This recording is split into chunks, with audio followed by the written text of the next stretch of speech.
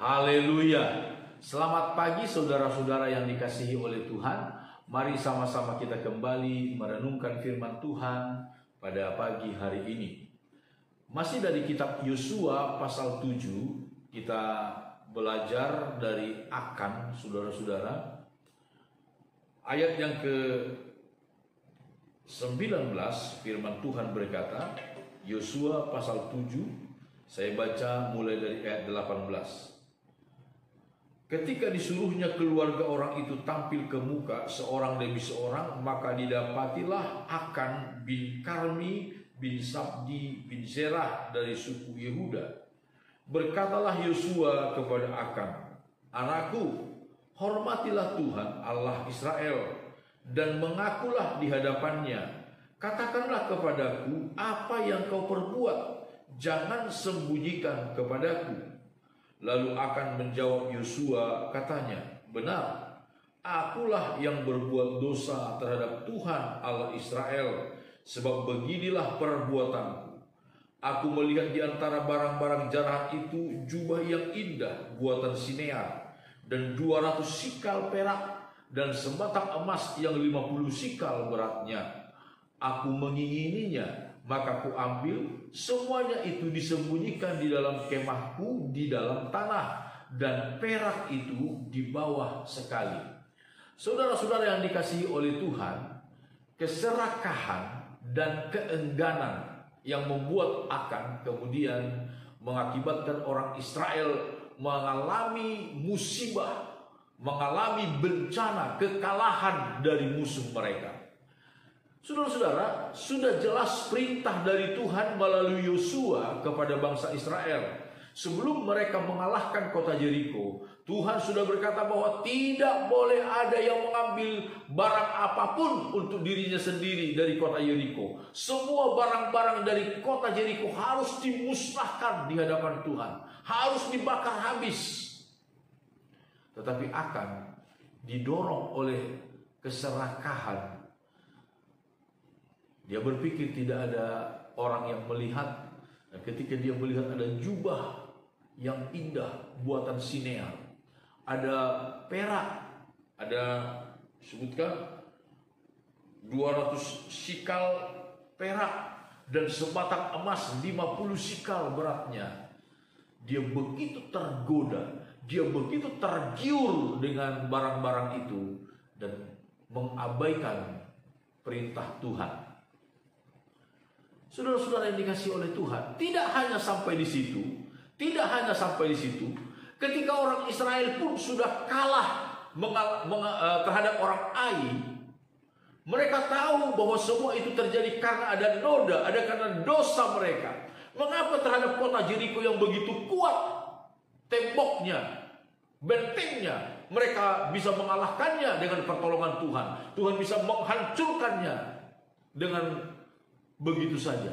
Ini kota Ai yang kecil saja, tetapi kemudian 3.000 orang pasukan orang Israel harus melarikan diri dari sana, terpukul kalah oleh orang Ai. Ini pasti adalah karena Tuhan marah kepada mereka, murka kepada mereka. Tetapi ini pun tidak diakui, tidak disadari oleh Akan. Dia begitu ingin mempertahankan barang-barang yang dia curi itu. Ketika pun Yosua sudah mengumumkan bahwa besok akan diundi siapa yang bersalah, Akan tetap tidak mau mengaku.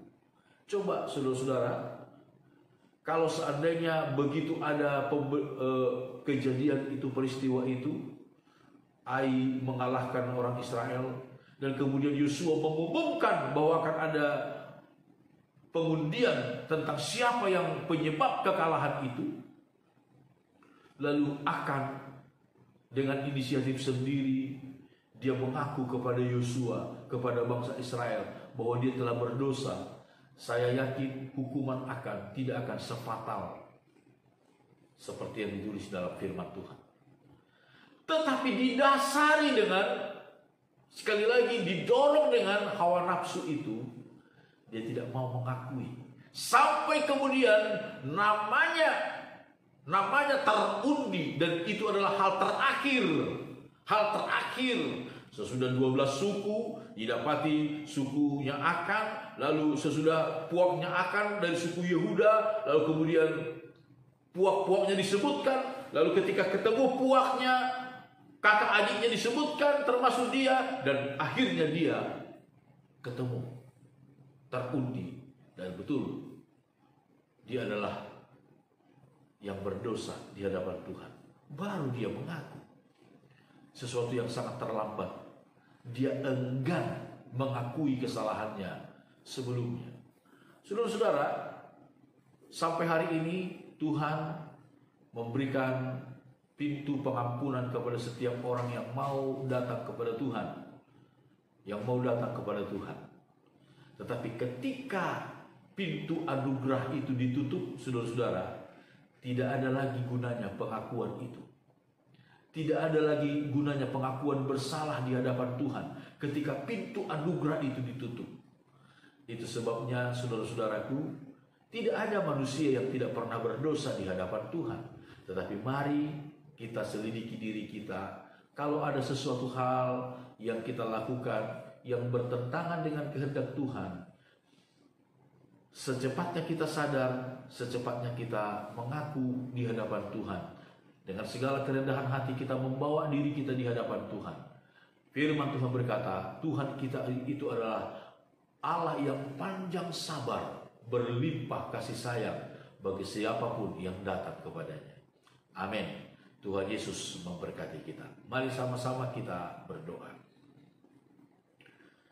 Bapa kami dalam sorga, kami bersyukur atas pertolongan, perlindungan, dan pemeliharaan-Mu bagi kami setiap hari sampai pada saat pagi hari ini, dan kami percaya sampai pada hari-hari yang akan datang pun Tuhan, sampai akhir zaman, sebagaimana janji firman-Mu, Engkau menyertai, menjaga, melindungi, dan memberkati kami. Berkati terus kehidupan kami Tuhan di sepanjang hari ini.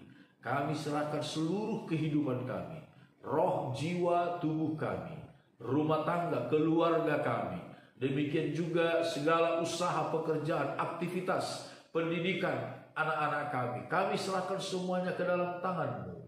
Jaga, lindungi kami di sepanjang hari ini. Beri kami keselamatan, beri kami kemujuran. Di dalam nama Tuhan Yesus Kristus. Haleluya. Amin. Selamat pagi saudaraku, Immanuel.